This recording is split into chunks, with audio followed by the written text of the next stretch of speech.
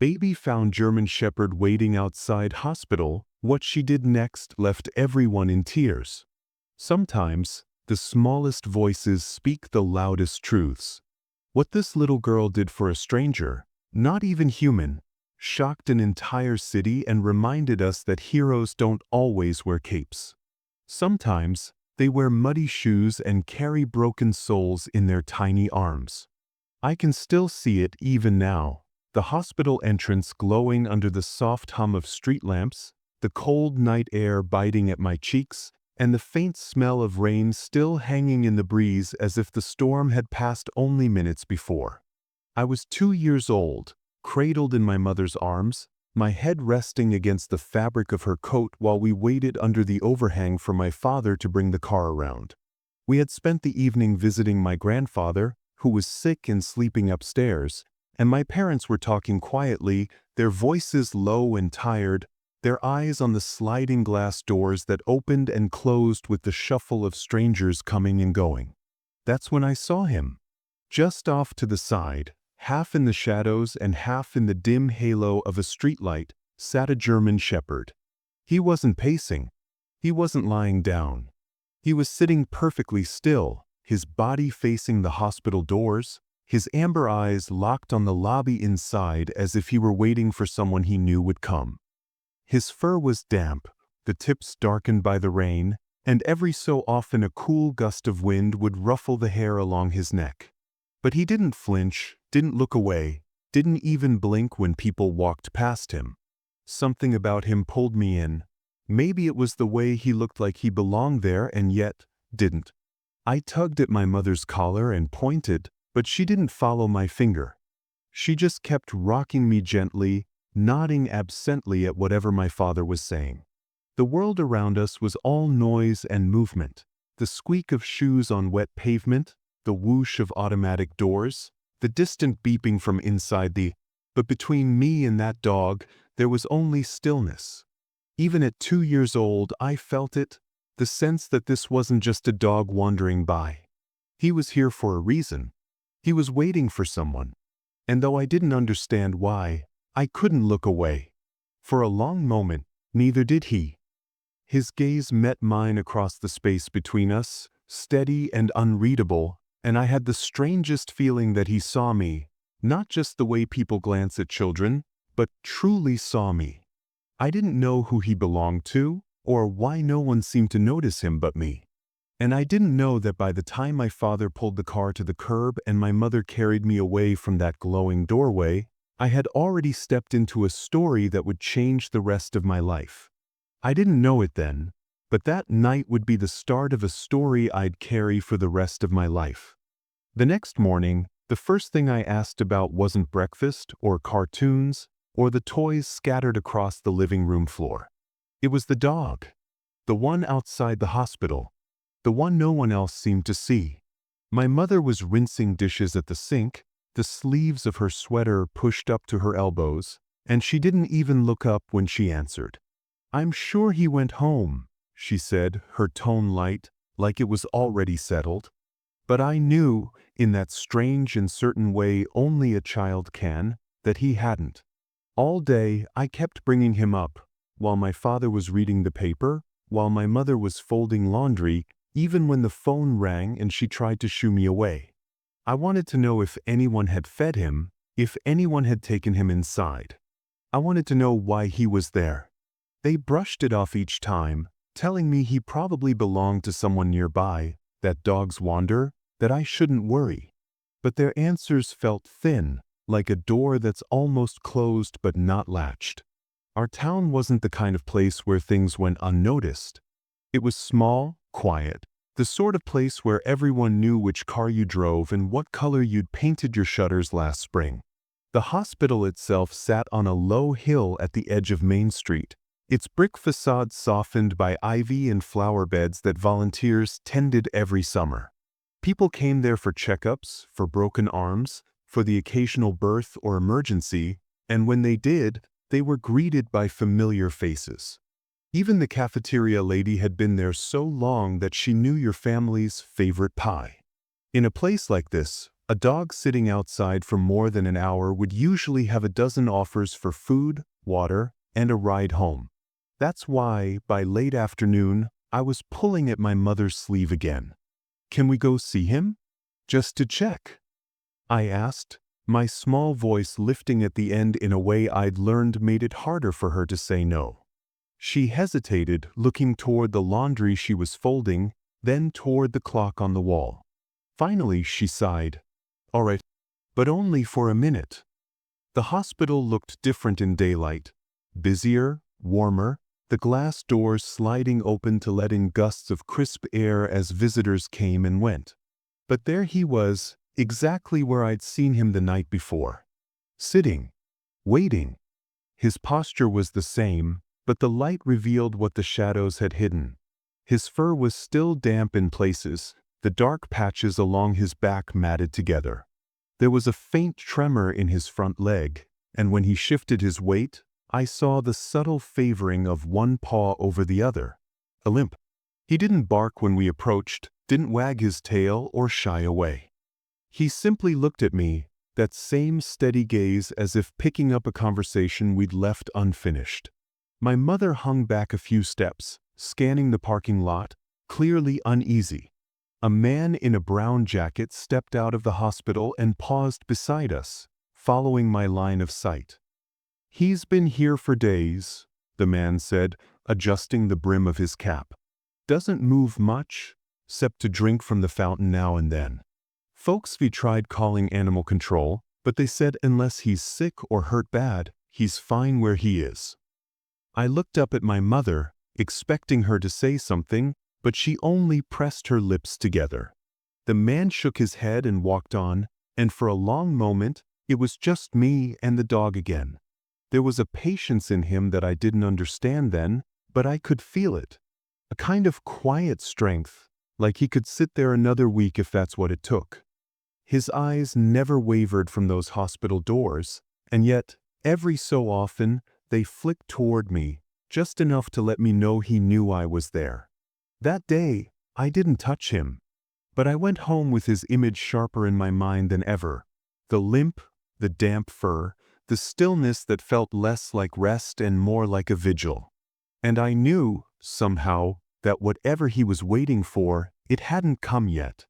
It was 3 days after that first rainy night when we found ourselves back at the hospital. My mother had errands to run nearby, and I had pestered her all morning about just checking on him. She tried to deflect, talking about lunch, about the grocery list, about anything else, but eventually the same quiet sigh escaped her that always meant she'd given in.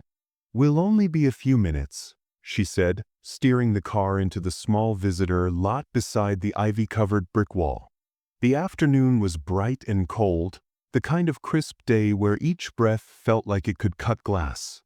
The hospital's sliding glass doors hummed open and shut with the rhythm of footsteps, and the smell of antiseptic drifted faintly into the air every time they parted.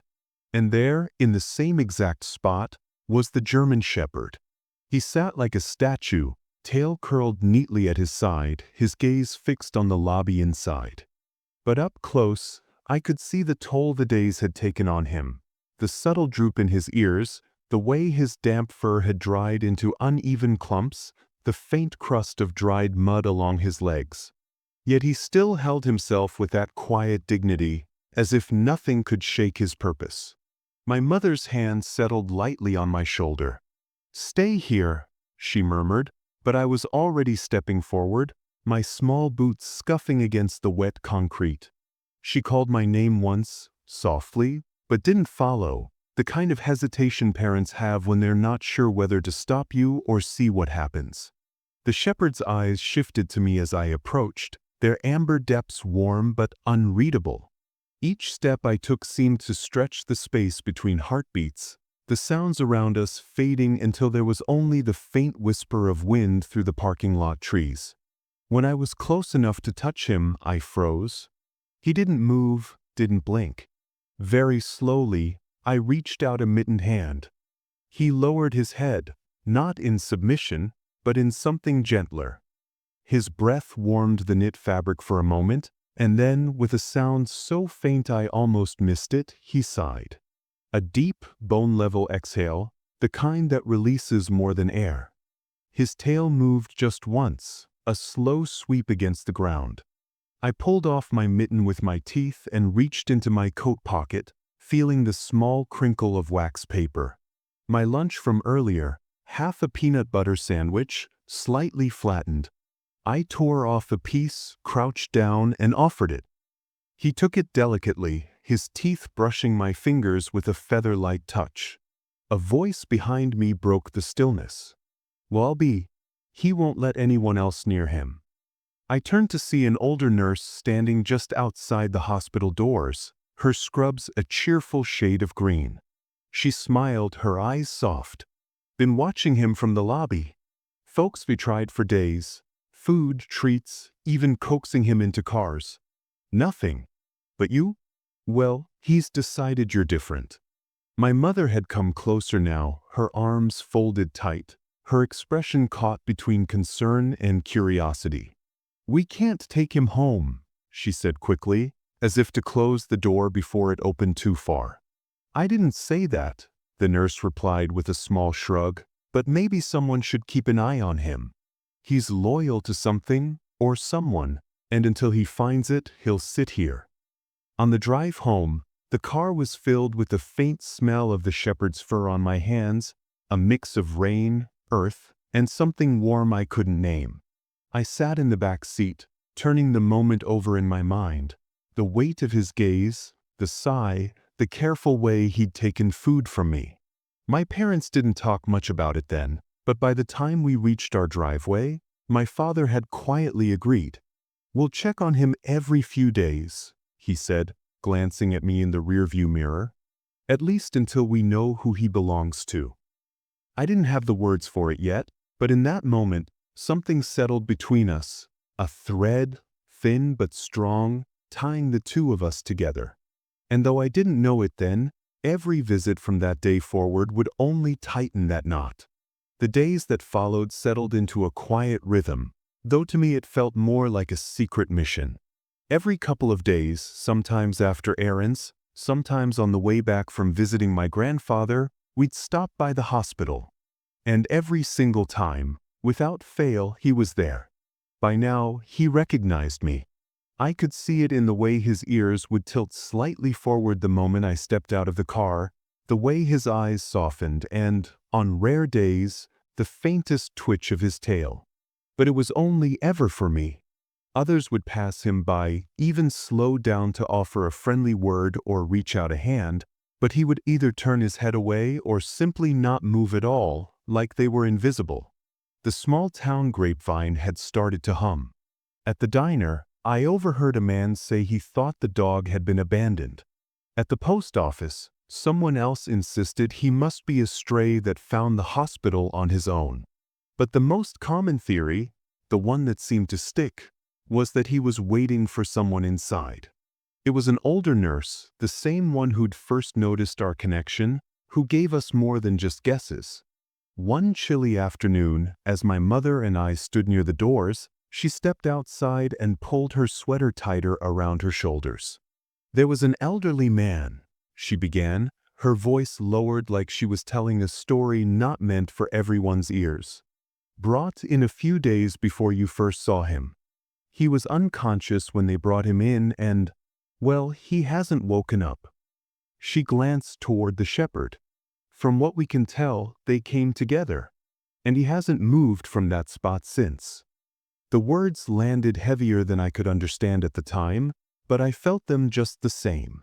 It explained the way he stared at those glass doors, unblinking, as though any second they might open and the person he was waiting for would appear.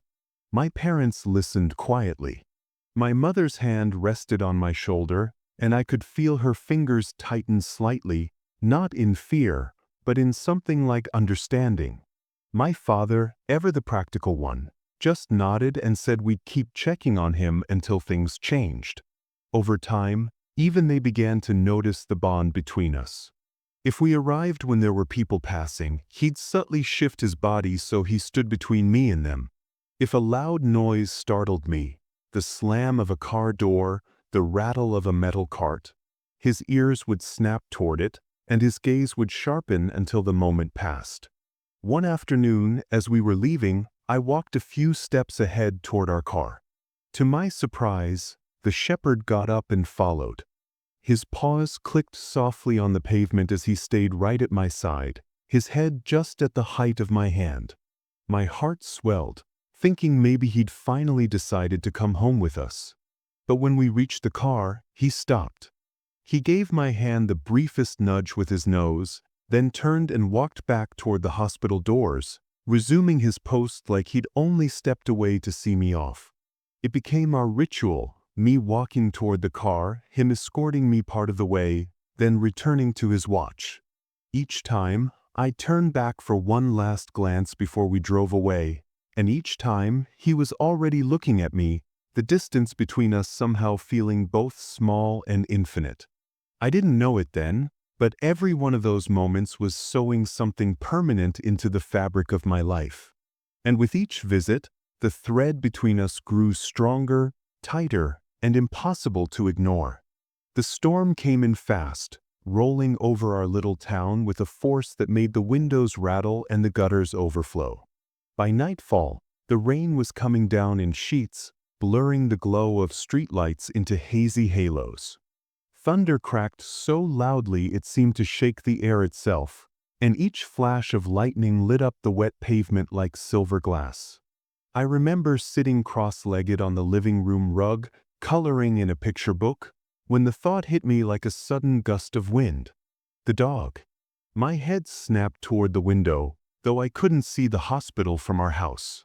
In my mind, I could see him there, sitting in the downpour, fur plastered to his sides, eyes still locked on those sliding glass doors. "Mom," I said, my voice urgent. "What about him? He's still out there." She glanced toward the storm outside, frowning. "I'm sure the hospital staff took him in by now. They wouldn't leave a dog in this weather." But something inside me tightened. What if they didn't? I pressed, my words tumbling out too fast. What if he's still waiting? For a while, no one moved. The rain beat harder against the roof, and the wind howled down the street like it was searching for something to carry away. Finally, my father stood, grabbed his coat from the hook, and said, "Let's go check. Just to be sure." The drive was short but felt longer with the wipers fighting to keep the windshield clear. When we pulled into the hospital lot, the headlights swept across the entrance, and there he was. Soaked to the bone, his fur clinging in dark ridges, water dripping steadily from the curve of his ears. His body trembled with the cold, but his posture was the same as always, sitting tall, eyes on the door, as if the storm wasn't even worth noticing. I was out of the car before my parents could stop me, my boots splashing through puddles as the rain stung my cheeks. "Hey," I whispered when I reached him, my voice barely audible over the wind. His eyes turned to mine, and for the first time, I saw something in them that hadn't been there before, not just patience, but exhaustion. The kind that seeps deep into the bones.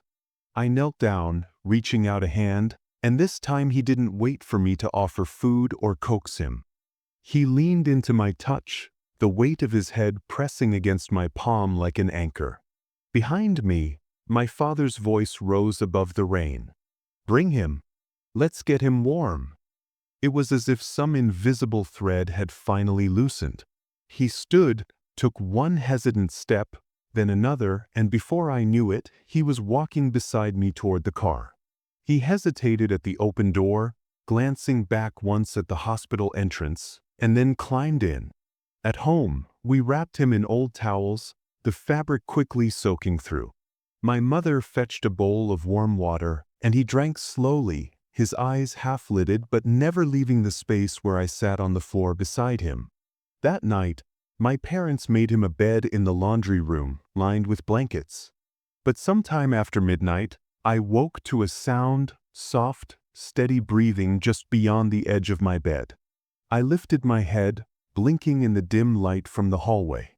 There he was, stretched across my bedroom doorway, his body forming a quiet, solid barrier between me and the rest of the world. The storm outside had faded to a gentle patter, but in that moment, I felt safer than I ever had. The morning after the storm felt like the world was holding its breath. The air outside was sharp and clean, the puddles on the road still glimmering from the night's downpour. From our kitchen window, I could see the maple trees in the yard dripping steadily, each drop catching a fragment of sunlight before it fell. Inside, the house was quiet except for the faint hum of the refrigerator and the soft, steady breathing of the German Shepherd, curled up on a blanket in the corner. He'd followed me everywhere since the moment we brought him in, shadowing my steps like he'd always belonged here. My mother stood at the counter making coffee, moving slowly, her hair still messy from sleep. I was halfway through a piece of toast when the phone rang. She reached for it without much thought, pressing the receiver to her ear as she stirred cream into her mug. Her voice was casual at first, polite, friendly, but then it shifted. The stirrer stopped moving. Her shoulders straightened, her words became slower, quieter. I couldn't hear the voice on the other end, only my mother's side of the conversation. Suggested, of course. The pause. No family at all? Another pause. We'll be in touch. When she hung up, she stayed there for a moment, her hand resting on the counter, her eyes focused on nothing. Then she turned toward me, her face composed but her voice carrying that careful tone adults use when they know they're delivering something heavy. "That was the hospital," she said. "The man your friend was waiting for, he passed away last night." I blinked, unsure how to process it. The man? His man. She nodded. "They think so. He came in about a week before we first saw the dog, very sick, and he never woke up. The staff believes the dog followed the ambulance to the hospital and has been waiting ever since." I looked over at him, lying so still on his blanket. He lifted his head when he heard my mother's voice, his eyes meeting mine. He didn't understand the words, but something in the way he watched me made me wonder if he already knew. Until that moment, I'd never thought about what it meant to wait for someone who wouldn't come back. I was too young to fully grasp the permanence of death, but I understood absence. I understood what it felt like when someone who should be there simply wasn't. My father came into the kitchen as my mother repeated the news. He didn't say much, just nodded, his jaw tightening in quiet thought. Then he said something that changed everything. "We can't just take him back there. Not now." The rest of the morning became a quiet flurry of small tasks. My mother dug an old dog bed from the attic, shaking out the dust and placing it near the heater. My father called the hospital back to ask about what needed to be done. The nurse on the line explained that since there were no surviving relatives, the shepherd had no legal claim on anyone. He was, in their words, available for adoption. The way my father looked at me when he repeated those words was all the answer I needed. We took him to the vet that afternoon. The ride there was oddly peaceful. He sat in the back seat with me, his head resting on my lap as the road hummed beneath us. I could feel the steady rise and fall of his breathing, the warmth of him seeping through my jeans. I kept one hand on his head the whole drive, as if to assure him, or maybe myself, that this was real, that he wasn't going anywhere else. The vet, a tall man with kind eyes, examined him thoroughly. "A bit underweight," he said, running his hands gently over the shepherd's ribs. "That limp in the back leg looks like an old injury. Otherwise, he's in remarkable shape for what he's been through." When we left, the vet handed me a small packet of treats. "For his first night as part of the family," he said with a smile. On the drive home, the light outside had softened to gold, and I remember thinking it felt like the kind of evening that needed to be remembered. The kind where change settles in so gently you almost miss the moment it arrives. Back at the house, we set up the bed in the corner of my room, but he didn't seem interested in it. Instead, after circling once, he lay down across the doorway, his head facing the hall. the same position he'd taken that first night after the storm. Only now, the tension in his body had eased. His eyes stayed open for a while, watching as I got into bed, but eventually they closed, his breathing deepening into the slow rhythm of sleep. I lay there listening, the sound of his presence more comforting than any nightlight or closed door. I thought about the man he had waited for, about how loyal you'd have to be to sit in the rain for days just to keep watch. And I thought about how, in a way, maybe I was waiting for him too, without even knowing it. That night, I understood something I couldn't quite put into words, that sometimes family finds you in the unlikeliest ways. And when it does, you don't let go. Years have a way of slipping past quietly, like pages turning in a book you didn't realize you were halfway through. One season blurred into the next, and before I knew it, the German Shepherd who had once been a watchful shadow outside the hospital had become an inseparable part of my childhood.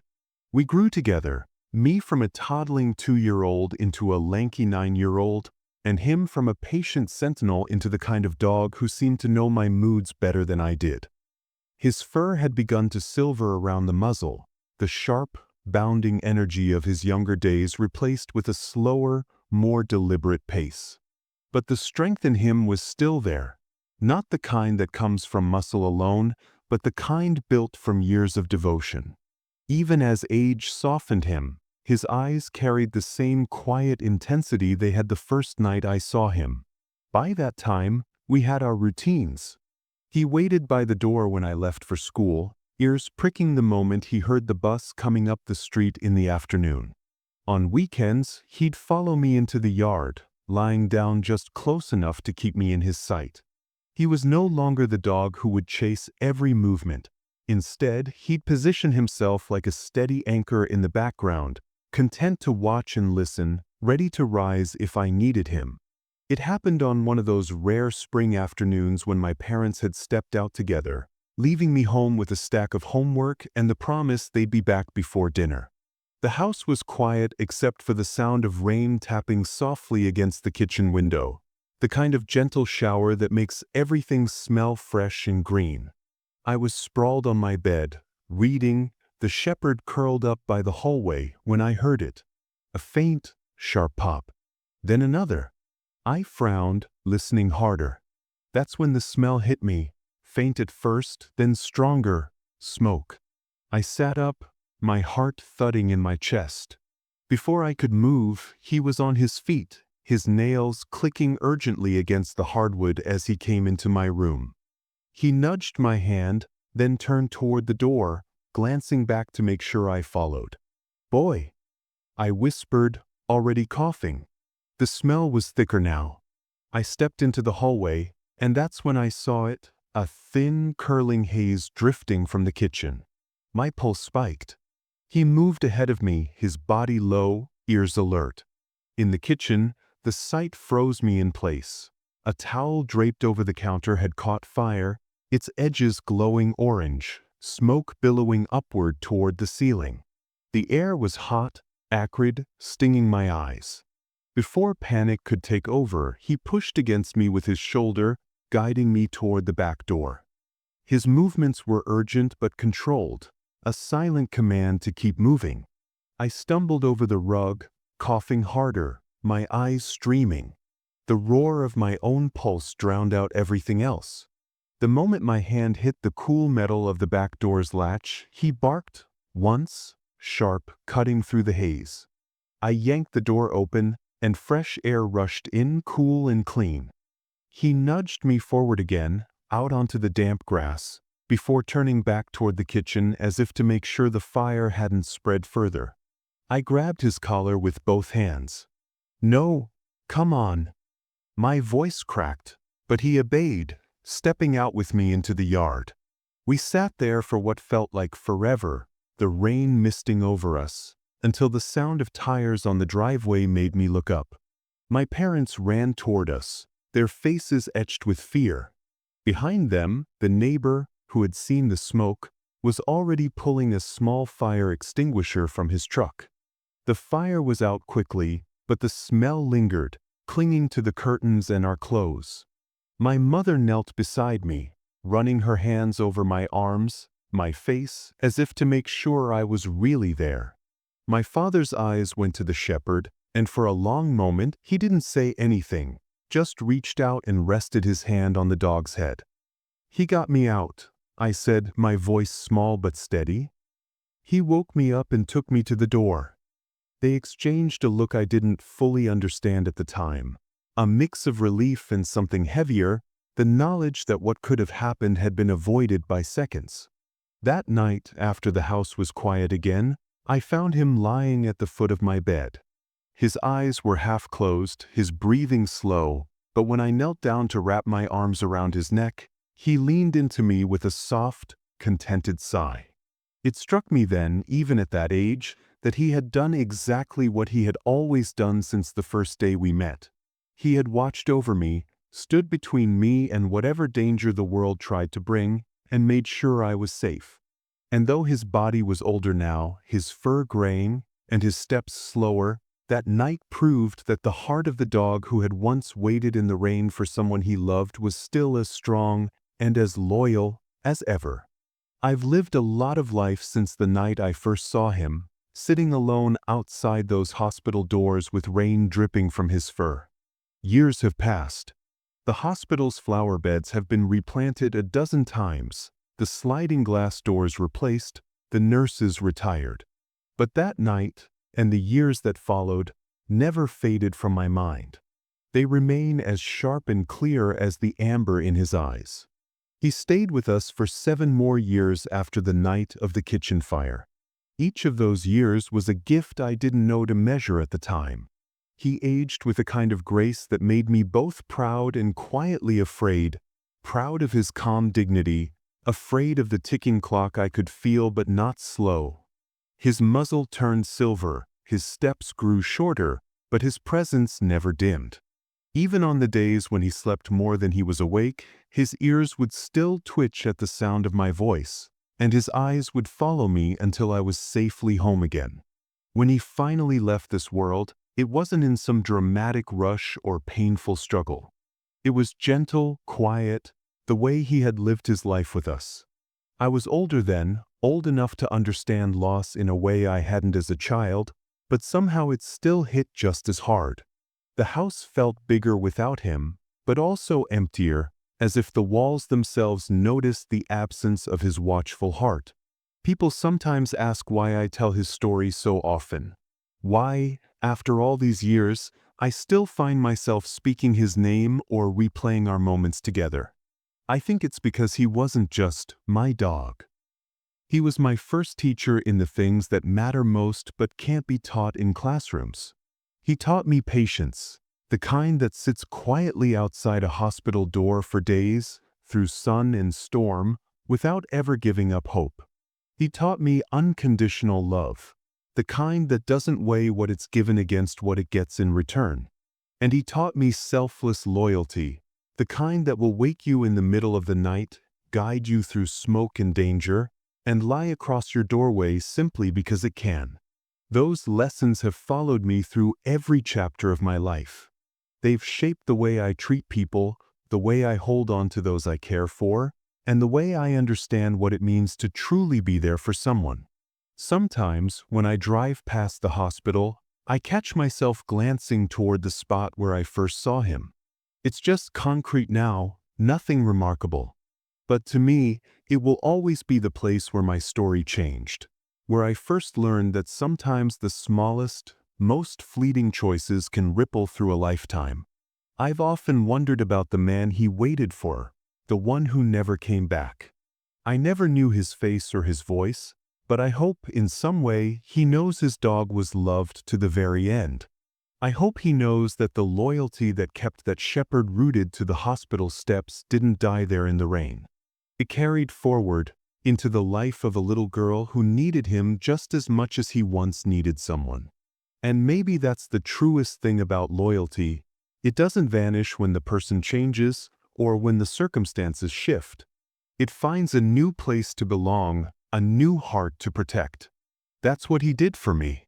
I can still see the last time I looked into those amber eyes, the warmth in them even as age had dimmed their light. And I can still feel the weight of his head in my lap, the slow, steady heartbeat that told me everything I needed to know. That I was safe, that I was loved, that he had done his job. That night outside the hospital, I thought I was saving a lonely dog. But the truth, the one I carry with me even now, is that he'd been saving me all along. In every story, there's a lesson waiting to be discovered. What did you learn today? Share your thoughts in the comments. Like, share, and subscribe for more. Keep seeking the mysteries that life has to offer.